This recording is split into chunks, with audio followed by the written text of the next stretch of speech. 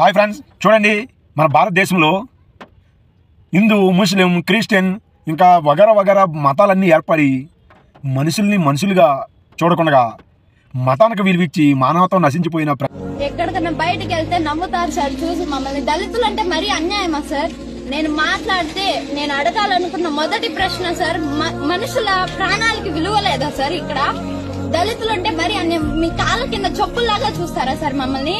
మా నాన్న ముందు జరిగిన గొడవల్లో మా నాన్నకి తలకు పట్టి రాయేసేసారు సార్. ఎవరేసారో తెలియదు కానీ మా డాడీని చూడలేకపోతున్నాను సార్. నేను ఎంత ఆ దెబ్బకి మూడు నెలలకు ఒకసారి హాస్పిటల్ తిప్పుతున్నాం సార్. ఇప్పుడు మా డాడీ వల్ల నడిచే కావట్లేదు సార్, తల తిరుగుతాం అంటున్నారు సార్.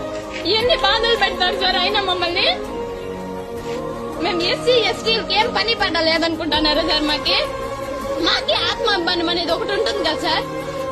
మరి అంత హీనంగా చూస్తే ఎట్లా సార్ మేము బతకడం? కనీసము కాన్స్టిట్యూషన్ అప్పటి నుంచే రాశారు కదా sir, all are equal before law అని చెప్పి. ఎక్కడ సార్ ఈక్వల్ గా చూస్తున్నారు మమ్మల్ని? హాయ్ ఫ్రెండ్స్, చూడండి ఈ బోర్డు. అందరూ హిందువులే ఉన్నారో ఈ గ్రామంలో అని పెట్టి బోర్డు పెట్టారు. మరి అందరూ హిందువులు ఉన్నప్పుడు అందరూ సామాన్యులే ఉండాలి కదా. ఈ కులాలు మతాలు ఇవన్నీ ఉండకూడదు కదా. ఒకే మతం ఉండాలి, ఒకే కులం ఉండాలి.